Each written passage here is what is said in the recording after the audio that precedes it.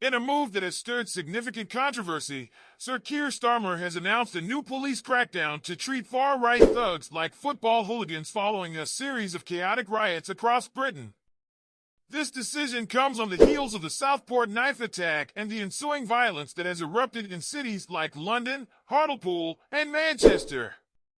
Critics, including Reform MP Lee Anderson, argue that the Prime Minister is not reading the room and failing to grasp the public's anger over these events. As tensions mount, the government's response and its implications for civil liberties have become a hotly debated topic.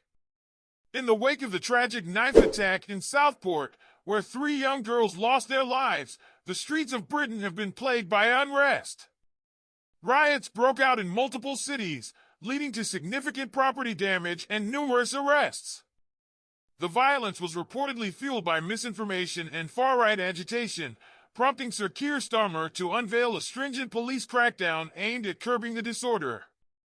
At a Downing Street press conference, the Prime Minister condemned the mindless minority responsible for the chaos, labeling them as thugs who exploited the community's grief for their own agenda. The proposed measures include a national capability for police forces to share intelligence and deploy facial recognition technology to identify and prevent potential rioters. This approach mirrors tactics used against football hooligans, restricting the movement of known agitators and preemptively disrupting organized violence.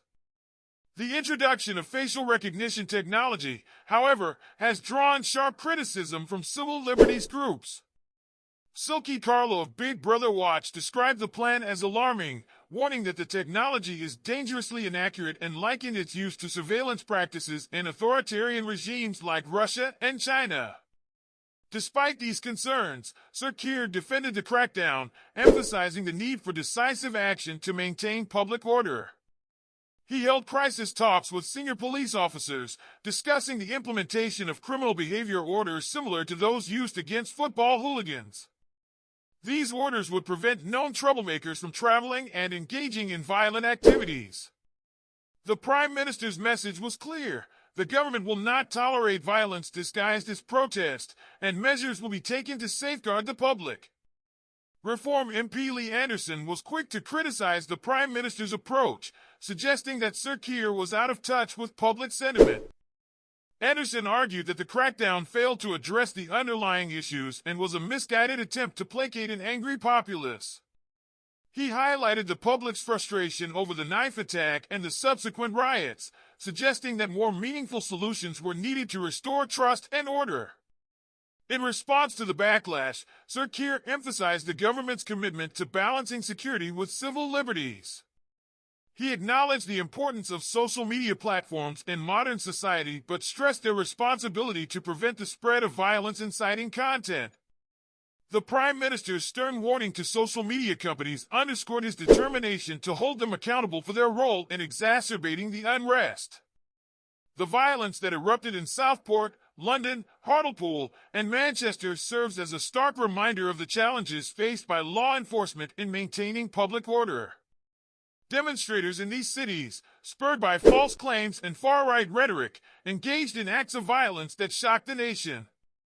From attacking police officers and setting vehicles on fire to targeting mosques and national monuments, the riots exposed deep-seated tensions and the destructive power of misinformation. As the government moves forward with its crackdown, it faces the daunting task of addressing the root causes of the unrest while ensuring that civil liberties are not unduly compromised. The debate over the use of facial recognition technology and other surveillance measures will likely continue, reflecting broader concerns about privacy and state power in an increasingly digital age. As Britain grapples with the aftermath of the Southport knife attack and the violent riots that followed, the government's response has sparked a heated debate over security, civil liberties, and the effectiveness of policing strategies. Sir Keir Starmer's decision to treat far-right thugs like football hooligans marks a significant shift in how authorities plan to tackle organized violence.